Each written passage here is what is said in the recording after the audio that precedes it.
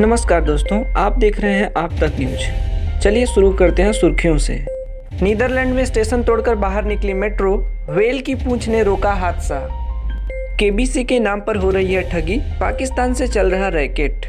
चुनाव नतीजों के बीच ट्रंप बोले विरोधी चुरा रहे वोट, ट्विटर ने ब्लॉक किया ट्वीट। दिल्ली के स्वास्थ्य मंत्री ने माना राजधानी में कोरोना की तीसरी लहर। दिल्ली में जहरीली हुई हवा, आंख में जलन और सांस लेने में दिक्कत। किसानों के मुद्दे को लेकर जंतर मंतर पर शुरू हुआ कांग्रेस का धरना। बॉयलर में ब्लास्ट से अहमदाबाद में कपड़े के गोदाम में लगी आग, 4 की मौत। 1 अप्रैल से 3 नवंबर के बीच सीबीडीटी ने जारी किए 1,29,190 करोड़ से अधिक के रिफंड। अब केरल में भी सीबीआई को जांच से पहले लेनी होगी राज्य सरकार की अनुमति। केजरीवाल ने कहा है दिल्ली के संक्रमित मामलों की संख्या में उछाल को तीसरी लहर कह सकते हैं। ओडिशा के समुद्री तट पर पिनाका रॉकेट का हुआ सफल परीक्षण। अब खबरें विस्तार से। नीदरलैंड में तब एक बड़ा हादसा टला जब एक मेट्रो ट्रेन अनियंत्रित होकर बैरियर तोड़ स्टेशन तोड़कर बाहर निकली मेट्रो। आखिरकार एक बड़ी व्हेल मछली की मूर्ति की पूंछ पर जाकर मेट्रो रुक गई। हादसे में ट्रेन का अंडर कैरेज बुरी तरह से क्षतिग्रस्त हो गया और ट्रेन की पिछली खिड़कियां भी टूट गईं। किसी यात्री को चोट तक नहीं आई। कौन बनेगा करोड़पति के बारे में सीजन के बीच इसकी आड़ में ऑनलाइन ठगी हो रही है। दिल्ली एनसीआर समेत देश के सभी हिस्से में पुलिस के पास लोगों से ठगी करने की शिकायत सामने आ रही है। दिल्ली पुलिस की साइबर सेल ने मार्च में 3 ठगों को गिरफ्तार किया था। गिरोह का सरगना राउफ पाकिस्तान से ठगी को ऑपरेट कर रहा था। इसका 70% हिस्सा हवाला के जरिए पाकिस्तान भेजा जा रहा था। अमेरिकी राष्ट्रपति ट्रंप ने चुनावों को लेकर बड़ा आरोप लगाते हुए एक ट्वीट कर लिखा है, हम लोग बड़ी जीत की ओर बढ़ रहे हैं लेकिन विरोधी नतीजों को चुराने की कोशिश कर रहे हैं। हम विरोधियों को ऐसा नहीं करने देंगे। जब पोलिंग बंद हो गई है तो उसके बाद वोट नहीं डाले जा सकते हैं। वहीं ट्रंप के इस ट्वीट को ट्विटर की ओर से ब्लॉक कर दिया गया है। दिल्ली के स्वास्थ्य मंत्री सत्येंद्र जैन ने राजधानी में कोरोना संक्रमण के बढ़ते मामले को लेकर सरकार की तैयारियों की जानकारी दी। उन्होंने बताया दिल्ली में इस वक्त 6,800 बेड भरे हैं और 9,000 उपलब्ध हैं। हम इसे कोरोना की दिल्ली में तीसरी लहर कह सकते हैं, लेकिन हमारा फोकस बीते 15 दिनों में ज़्यादा से ज़्यादा टेस्टिंग का रहा है, जिसे बढ़ते केसों का कारण माना जा सकता है। दिल्ली में कल 6725 पॉजिटिव केस आए और लगभग 60,000 टेस्ट किए गए थे। 48 डेथ थी, जो कि 10 दिन की जो एवरेज है डेथ की वो 0.84% आ रही है। और अभी तक की जो क्यूमुलेटिव डे 1 से लेकर अभी तक की डेथ की रेशो है वो 1.65% आ रही है। हॉस्पिटल में बेड्स लगभग 6800 ऑक्यूपाइड हैं और 9,000 अभी हमारे पास अवेलेबल हैं। सर, क्या जिस तरह से मामले बढ़े हैं, पहली बार 6,000 से ऊपर गया है फिगर 24 घंटे में, क्या हम इसको दिल्ली में थर्ड वेव कोरोना की कह सकते हैं? हाँ, कह सकते हैं, परंतु मेरे साथ साथ ये भी कहना है कि देखो, ये अभी जो पिछले 15 दिन से स्ट्रेटेजी को हमने बहुत फोकस किया है कि एग्रेसिव कॉन्टैक्ट ट्रेसिंग, जो भी एक पॉजिटिव आता है उसके जितने भी कॉन्टैक्ट्स हैं सबके टेस्ट किए जा रहे हैं, उसकी वजह से भी नंबर बढ़े। देखिएगा भाई, हमने जो प्राइवेट हॉस्पिटल्स के अंदर 80% बेड्स जो आईसीयू के थे रिजर्व किए थे, जिसको हाई कोर्ट ने रोक दिया था, उसके लिए हम अब सुप्रीम कोर्ट जा रहे हैं, ताकि क्योंकि availability of ICU beds he issue है। आईसीयू बेड्स वैसे तो नॉर्मली 9,000 बेड हमारे पास अवेलेबल हैं और आईसीयू बेड भी प्राइवेट हॉस्पिटल्स में दिक्कत आ रही है, उसके लिए जा रहे हैं। दिल्ली में वायु प्रदूषण लगातार बढ़ता जा रहा है। गाजियाबाद और नोएडा में स्मॉग के चलते विजिबिलिटी भी कम हो गई है। जानकारी के मुताबिक दिल्ली एनसीआर का एयर इंडेक्स बहुत ही खराब है। इसके अनुसार ज्यादातर जगहों पर प्रदूषण का स्तर 300 से ऊपर चल रहा है। वायु प्रदूषण के कारण लोगों ने आंखों में जलन के साथ सांस लेने में दिक्कत की भी बात कही है। पंजाब के मुख्यमंत्री कैप्टन अमरिंदर सिंह दिल्ली के जंतर मंतर पर धरने पर बैठ गए हैं। दरअसल राष्ट्रपति की ओर से मुलाकात के लिए समय देने से मना करने के बाद उन्होंने यह धरना शुरू किया है। केंद्र सरकार का ध्यान राज्य की नाजुक स्थिति की ओर दिलाने के लिए यह धरना किया जा रहा है। अमरिंदर के साथ यहाँ पर नवजोत सिंह सिद्धू और कई कांग्रेसी विधायक धरना दे रहे हैं। किसान का पवित्र संघर्ष चल रहा है, झंडे ते डंडे का संघर्ष, ईमानदारी कर रहे हैं नॉन वायलेंट संघर्ष।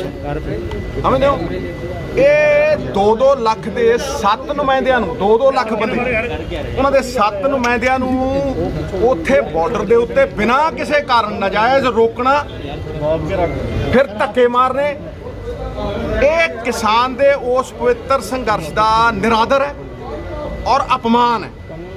ਲੇਕਿਨ ਲੋਕਾਂ ਦੀ ਤਾਕਤ ਵੇਖੋ, ਅਸੀਂ ਉੱਥੋਂ ਲਾਈਵ ਕੀਤਾ ਜਦੋਂ, ਤੇ ਉਹੀ ਬੰਦੇ ਜਿਹੜੇ ਉੱਥੇ ਇਲੀਗਲੀ ਡਿਟੇਨ ਕਰ ਰਹੇ ਸੀ ਬਿਨਾਂ ਕਿਸੇ ਕਾਗਜ਼ ਦੇ, ਉਹੀ ਬੰਦੇ ਐਸਕੌਰਟ ਕਰਕੇ ਪਿਓ ਬਣਾ ਕੇ ਛੱਡ ਕੇ ਗਏ ਨੇ। ਇਹ ਤਾਕਤ ਹੈ ਪੰਜਾਬ ਦੇ ਕਿਸਾਨ ਦੀ, ਪੰਜਾਬ ਦੇ ਕਿਸਾਨ ਦੇ ਪਵਿੱਤਰ ਸੰਘਰਸ਼ ਦੀ ਔਰ ਲੋਕਤੰਤਰ ਦੀ। ਇਹ ਲੋਕਤੰਤਰ ਨੂੰ ਡੰਡਾ ਤੰਤਰ ਨਹੀਂ ਬਣਾ ਸਕਦੇ ਤੁਸੀਂ, ਇਹ हर चीज डिक्टेटोरियल नहीं कर सकते तुम। कल गुजरात के अहमदाबाद में नानू काका एस्टेट के एक कपड़े के गोदाम में भीषण आग लग गई। काफी मशक्कत के बाद भीषण आग पर काबू पाया जा सका। दमकल विभाग के एक अधिकारी ने बताया कि गोदाम के बगल में एक बॉयलर में ब्लास्ट होने के कारण ये आग लगी है। घटना में 6 लोगों को बचाया गया, जिसमें से 4 की मौत हो गई, वहीं एक की हालत गंभीर बनी हुई है। CBDT ने 39.49 लाख से अधिक करदाताओं को 1,29,190 करोड़ से अधिक रुपए का रिफंड जारी किया है।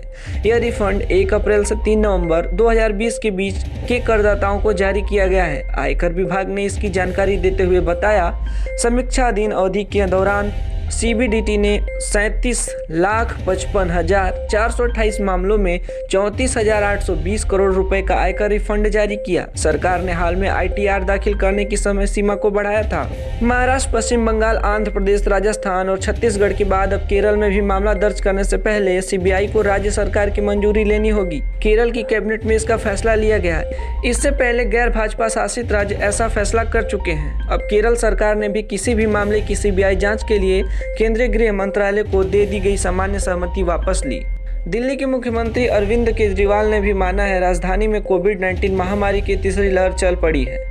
उन्होंने कहा, दिल्ली में पिछले कुछ दिनों में नए संक्रमण के मामले में तेज वृद्धि दर्ज की जा रही है। हम इसे तीसरी लहर कह सकते हैं। बता दें, इससे पहले प्रदेश के स्वास्थ्य मंत्री सत्येंद्र जैन ने भी राजधानी में कोरोना संक्रमण की तीसरी लहर आने की बात कबूली।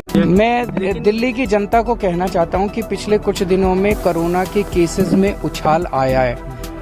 मैं समझता हूं कि ये थर्ड वेव इसको हम कह सकते हैं, बिकॉज सितंबर एंड और अक्टूबर के बिगिनिंग नीचे आने चालू हो गए थे, 3000 के भी नीचे पहुंच गए थे केसेस।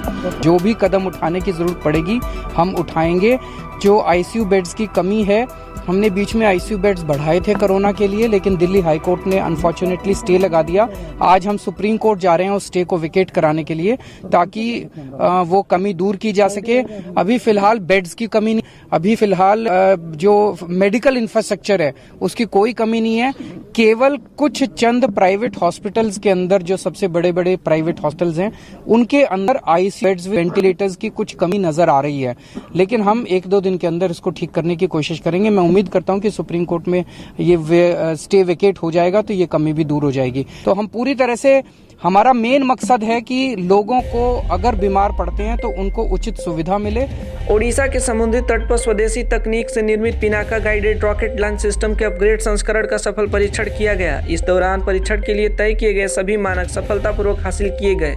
इस परीक्षण के साथ भारत ने अब तक 2 महीने से भी कम समय में 11 मिसाइलों का परीक्षण कर लिया है। पिनाका रॉकेट का ये अपग्रेड संस्करण मौजूदा पिनाका MK-1 रॉकेट की जगह ले लेगा।